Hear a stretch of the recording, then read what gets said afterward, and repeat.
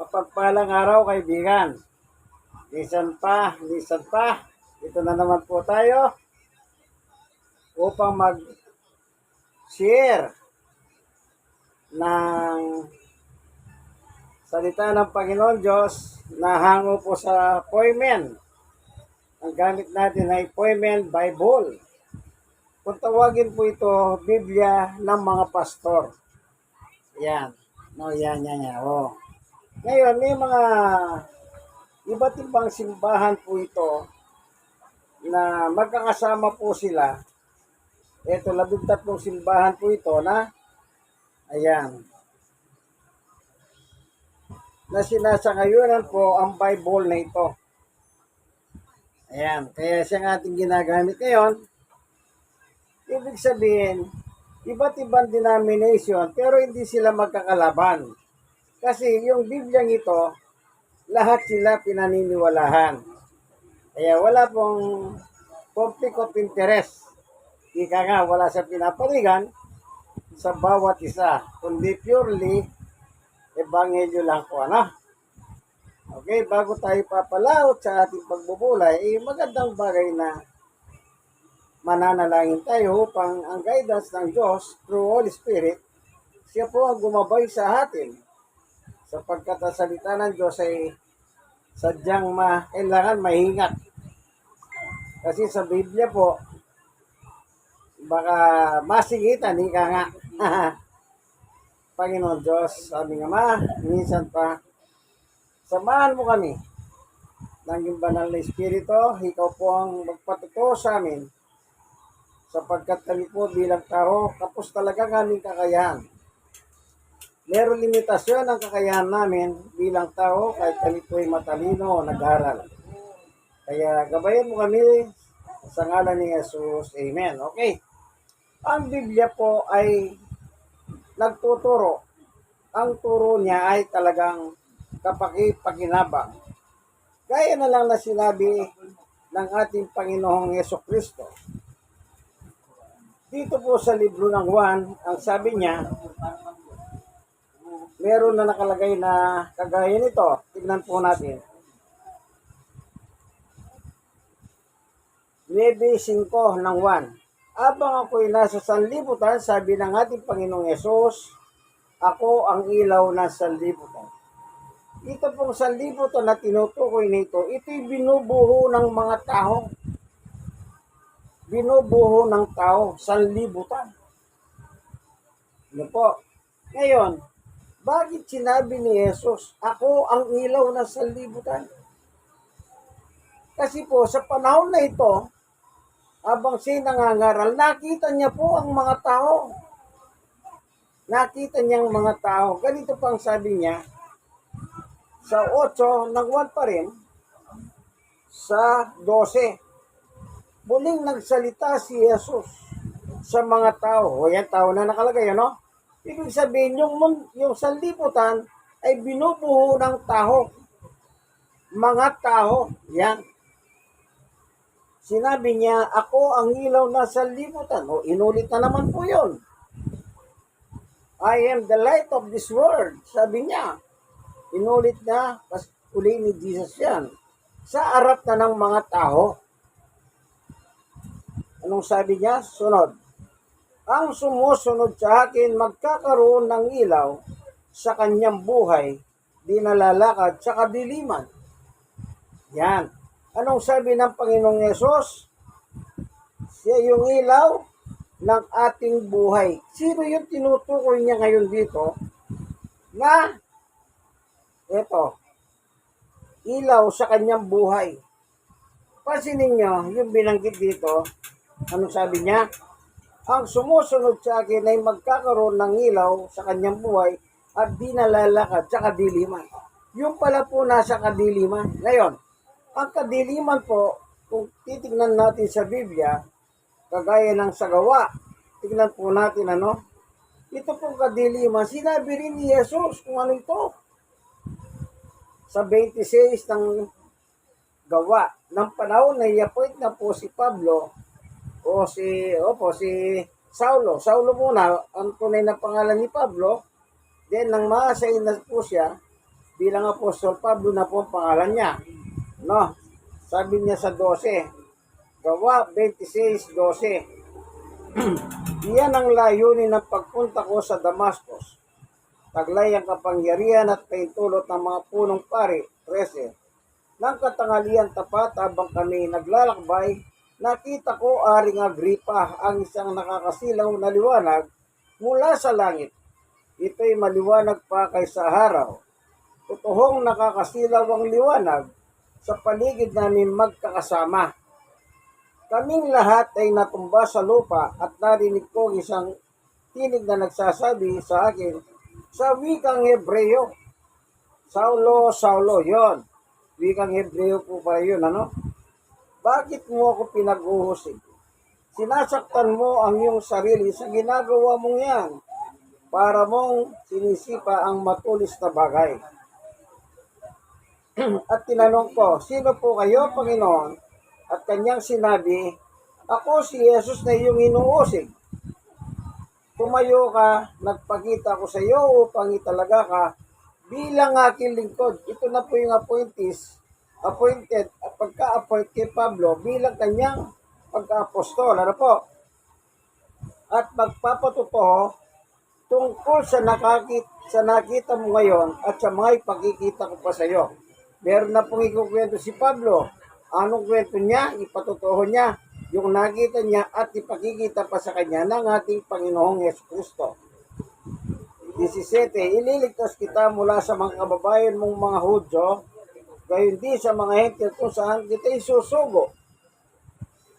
Ang binubuo ng hentil po, labas ng Israel ay kahentilan. Ang Pilipinas ay hentil.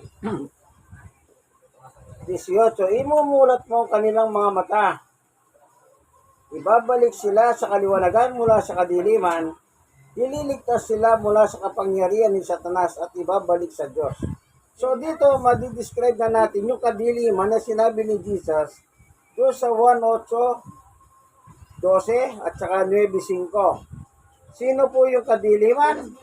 Dito po, naliwanagan na tayo. Sino siya? Wala pong iba kundi si Satanas. Si Satanas. Pero pasinin niyo sinabi ni Jesus dito kay Pablo. Ang sabi niya ay, ililigtas kita sa mga kababayan mong mga Hudyo at gayon din sa mga hentil kung saan kita isusugo.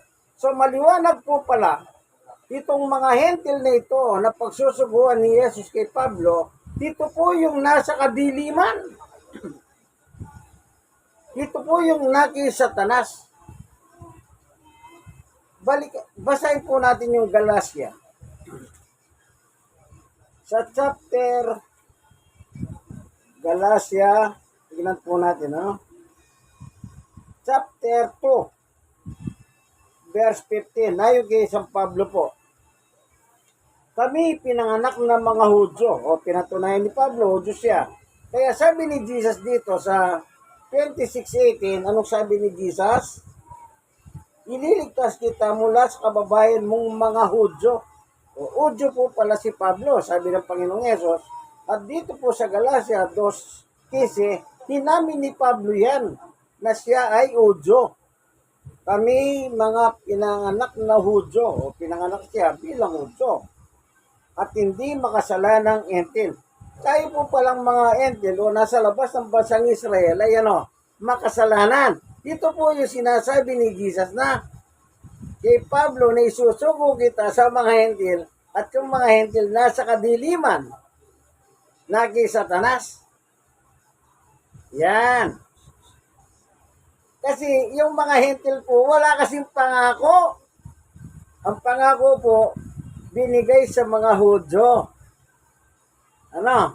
Kaya tayong mga hentil walang pangako. Kaya sabi niya, nasa kadiliman.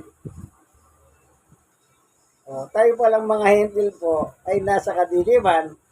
Tayo ay nasa kay Satanas. Hallelujah! Ngayon, tingnan natin yung kasunod. O, imumulat mo ang kanilang mga mata.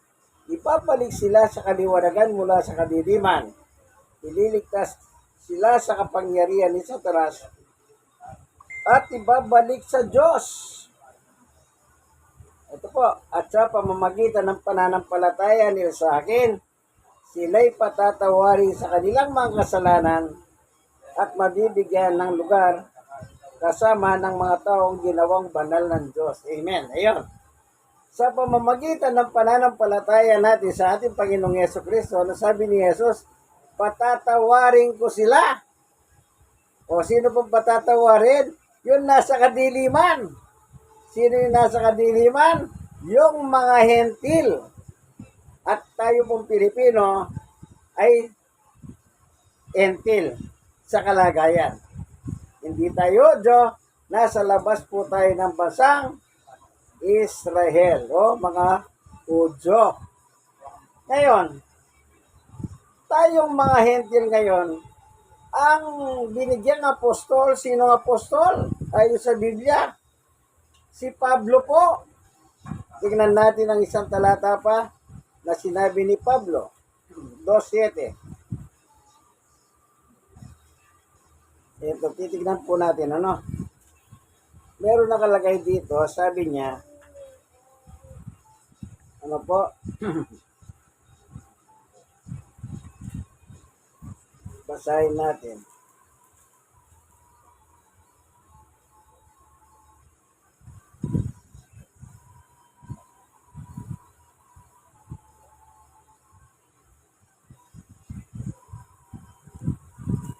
Ito.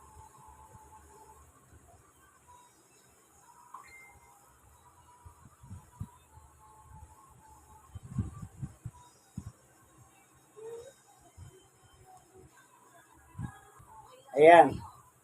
Unang Timoteo 2:7. Dahil dito, ako'y pinili, sabi ni Pablo, upang maging mangangaral at apostol at tagapagturo ng pananampalataya at katotohanan para sa mga hentil. Totoo sinasabi ko, hindi ako nagsisinungaling. Yan. Nung makuha niya po yung pagtatalaga sa kanya ni Jesus, kailangan ipagtapat niya sa mga tao. Kasi, bago siya naging apostol, yun nga po, manguusig siya kay Jesus. Taga-uusig siya ni Jesus. Kaya yung mga tao pa ngayon, nagtaka sila na dati yung umuusig kay Jesus, ngayon si nangangaral na patungkol kay Jesus. O, di kailangan siya magpaliwanag para maintindihan ng mga tao. Kaya nililitis po siya sa bansang Roma. Kasi po yung Roma ang nakakasakop sa Israel sa panahon ni Pablo. Sakop po ng Roma government ng Israel. Kaya nililitis po siya sa Roma noong panahon na yahon. Ano po? Ngayon, itong appointees ni Pablo bilang apostol, nangyari po ito yung naglalakbay siya papuntang Damascus. Alam niyo po yung Damascus? Sa Middle East, sa lugar ng mga Arabo. Ibig sabihin, si Pablo pala nakarating sa Middle East. Pero nakapagtataka po, ang mga Arabo, hindi po sila naniniwala kay Pablo. Sa kabila ng siya nakarating sa Middle East upang ipangaral si Jesus. Ano po? Ngayon, bilang apostol ngayon sa mga hentil, tayo yung mga hentil, ang pinangangaral niya po walang iba kundi si Jesus. Yung sinasabi ni Jesus na ang ipakikita ko sa iyo at makikita mo, iyon ang ipatotoo mo sa mga hentil. Kaya wala siyang ginawa kundi, ito basahin po natin. Ang patutuho niya sa unang Korinto, basahin natin ito kanyang pangangaral.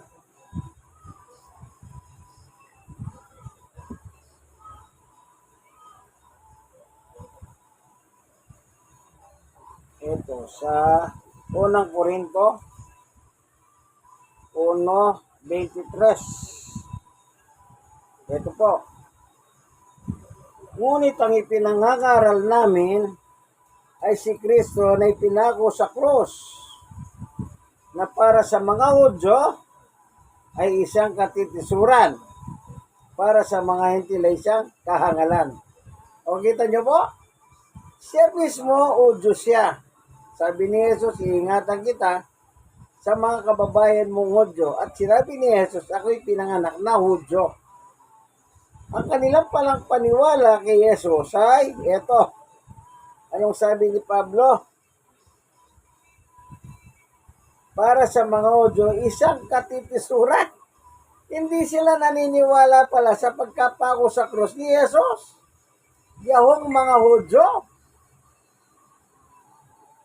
Buti na lang ginamit niya ang apostol si Pablo para ipatotoo ang ipinako sa krus.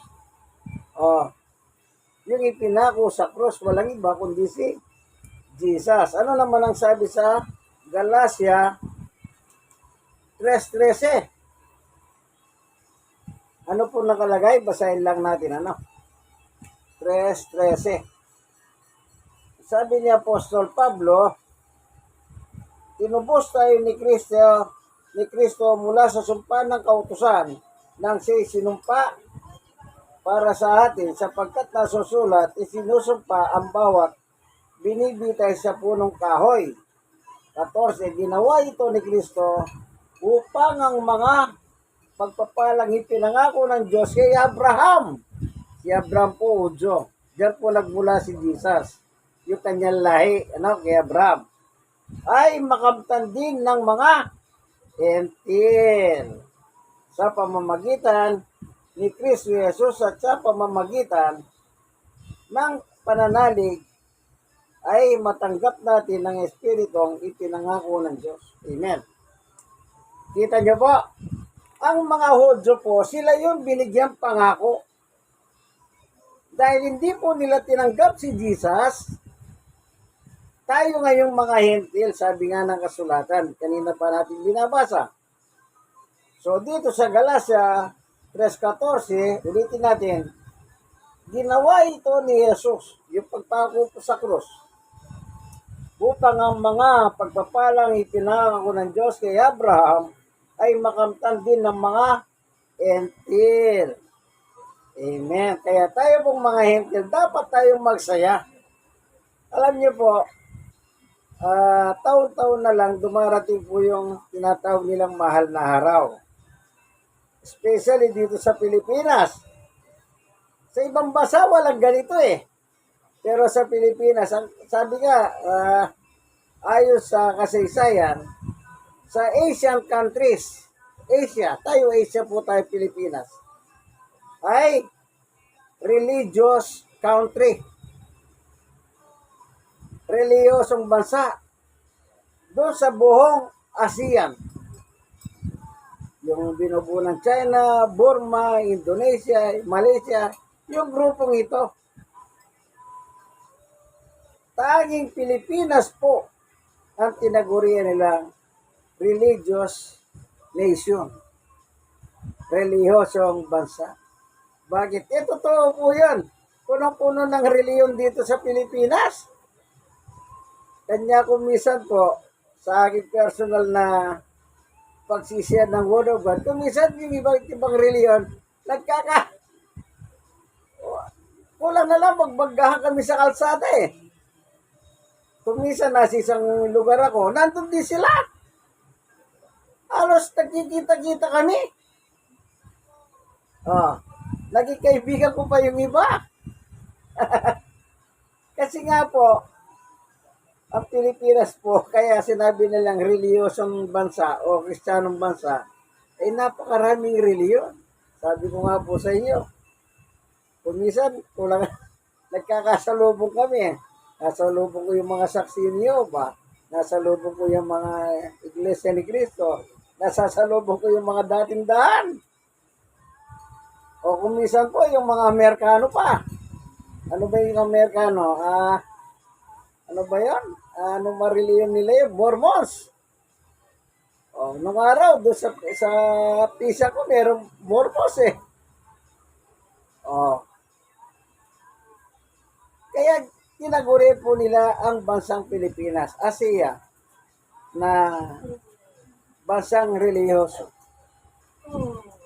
Purihin ng Panginoon. Pero ang totoo niyan, tayo pong mga MTL o Pilipino, anong sabi? Nakasama tayo sa pangako ng Diyos sa mga Udyo. Amen. Yun po yung maganda. Meron pa nakalagay dito, sabi ni Apostol Pablo, ay ito sa verse 27.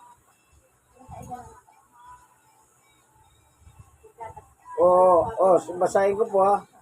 Magbuhat sa 26 na. Dahil sa inyong pagkikipag-isa kay Kristo Jesus, kayong lahat ay mga anak ng Diyos sa pamamagitan ng pananampalataya.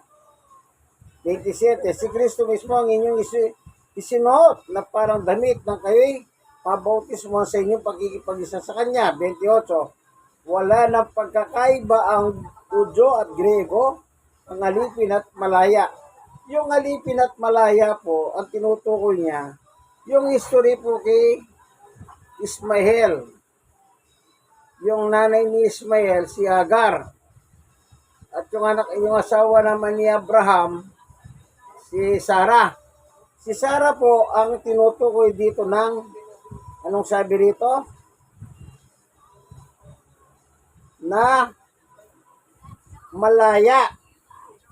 Yun ang alipin, yung kay Hagar, kay Ismael, yung mga Muslim po. Kaya ang lahi ng Muslim ay alipin. Yan po nakalagay sa Biblia. Ang lalaki at ang babae, kayong lahat ay isa dahil sa inyong pagkikipag-isa kay Kristo Jesus. At kung kayo mga kay Kristo Jesus, kayo mga anak ni Abraham at tagapagmana ng mga pangako ng Diyos. Ang mga Hentil pong mananampalataya, kaya po sinabing anak ni Abraham, doon sa covenant kay Abraham ng Diyos, nasali po tayo doon. Ito po yung ibig sabihin ni Pablo. Tignan nyo sa 29. At 3:29 ng Galacia. At kung kayo kay Kristo, kayo mga anak ni Abraham. Pilipino tayo, hindi tayo Hudyo. Si Abraham, Hudyo. Ano po? Naging Hudyo po tayo sa pangako. Amen. Tagapagmana ng mga pinangako ng Diyos. Salamat na lang sa Diyos. Tayong mga hindi Hudyo, tayo ilabas ng Israel, tayong mga Pilipino, tayo ngayon ay nagmana ng mana ng mga Hudyo. Hindi ba napakaganda po yung plano ng Diyos, ano? Na nakasama po tayo sa biyaya ng Diyos. Salamat, Panginoon, sa katotohanan na binahagi mo sa amin na kami po palang mga Pilipino, Pinoy sa Pilipinas, bilang Hentil, kami po ay nagkaroon ng bahagi ng mana ng mga Hudyo. Salamat po, Panginoon Diyos. Sa ngalan ni Jesus. Amen. Nandito po tayo sa Barangay 102. Tingnan po natin, nasa loob tayo ng tahanan ni Brother Eduardo, si Mang Boy. Ayan. Mang Boy. Ayan, kanina po gising siya. Nakikinig siya kasi nilalakas ako yung boses ko. Ngayon yung mapapasin, nagmamalat-malat na rin po ako. Wala na talaga, matanda na. Kaya nagmamalat na yung boses ko. Pero salamat naman sa Diyos, kahit nagmamalat-malat na, okay pa rin, kahit papahano. Ano po? Purihin ng Panginoon. Sige po, nasa tahanan po tayo. Tingnan natin, meron pa po tayong ibang kasama. Ayan, dahan-dahan lang para makita po natin sila. Si nanay. Ayan. Doon pa po yung mga iba, yung mga anak. Nasa loob po tayo ng tahanan nila. Sige, hanggang dito na lamang po ng ating munting video, kaibigan. Sana po na meron kayong natutunan Lahat naman po, biblical, hindi tayo nandadaya. Nagbabasa po tayo ng Biblia at ang gamit po nating Biblia ay walang iba kundi ito. Amen. Like. Share na share. Kayong mga nasisharean, mag-share din po kayo, no? Nawadat na kayo ng video ito na sa maayos na kalagayan. God bless us all po. Ito po ang inyong kaibigan, minsan pa, Father Manny Bautista. God bless us all po. Bye!